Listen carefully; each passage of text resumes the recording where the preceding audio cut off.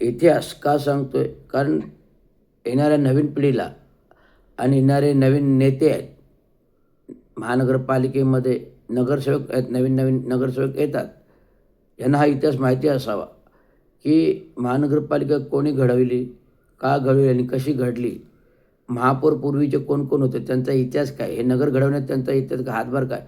हे सगळं इतिहास माहिती व्हावा. देवगत कामगार नेते चांगो शिंदे यांनी कामगारांना सक्षम करण्यासाठी म्युनिसिपल क्रेडिट कोऑपरेटिव्ह सोसायटीसारखी बँक उभारली.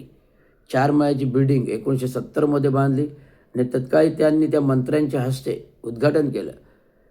मला वाटतं 70 म्हणजे मी फक्त 5 वर्षाचा होतो. त्या कार्यकालात बाबांनी ही इमारत नातू परांजपे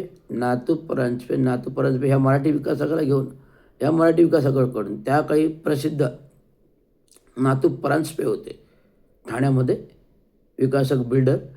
त्यांनी ही म्युनिसिपल क्रेडिट कोऑपरेटिव्ह सोसायटीची इमारत बांधली आणि आज ती इमारत धोकादायक असल्यामुळे तोडली गेली. नव्याने इमारत बांधायचं प्रयोजन त्याचं काम सर्वेक्षण रवींद्र चांगो शिंदेकडे आहे आणि रवींद्र चांगो शिंदे यांचं योगदान म्हणजे बापाचं जिथे योगदान लागलं तिथेच मुलाचंही योगदान राहणार आहे हे सांगू इच्छितो.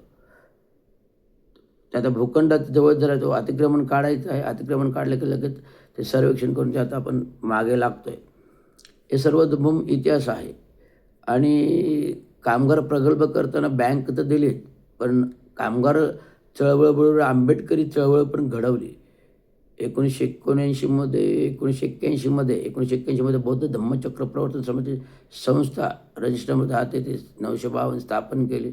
भलं मोठं बुद्धिवार दिलं आणि 1981-82मध्ये भली मोठं संपूर्ण समाज एकत्र करून भली मोठी मिरवणूक जयंती केली चांगो शिंदे. तेव्हा काही नगरपालिका महानगरपालिकेच्या तर्फे जयंती व्हायचे नाही, पण जे जे काही द्यायचं होतं समाज घडवायचा होता बाबांनी केला, समाज एकत्र केला. सफाई कामगारांच्या मुलांना शैक्षणिक धोरणासाठी महानगरपालिकेने कपडे योजना लागू केले. कपडे, शाळेचे ड्रेस, युनिफॉर्म आणि शाळेच्या वह्या पुस्तकं सफाई कामगारांच्या मुलांना मिळायचे. ते आम्ही त्या सफाई कामगारांच्या पुस्तकांवर वह्यांवर आम्ही शिकलेलो आहोत. आम्ही इंजिनियर झालो गटारावर बसून. असं धुरंधर काम आहे आणि त्यामुळे त्याचं धुरंधर काम असलेल्या चांगो शिंदे यांच्या कठीण प्रसंगी त्यांनी आपली मुलंही शिकवली. 4ही मुलं अधिकारी बनवली. त्यातील मी एक आहे कार्यकारी अभियंता आणि त्यांचंच कार्य घेऊन मी पुढे चाललेलो आहे आणि धुरंधर कार्य करत आहे, समाजाचं कार्य करत आहे.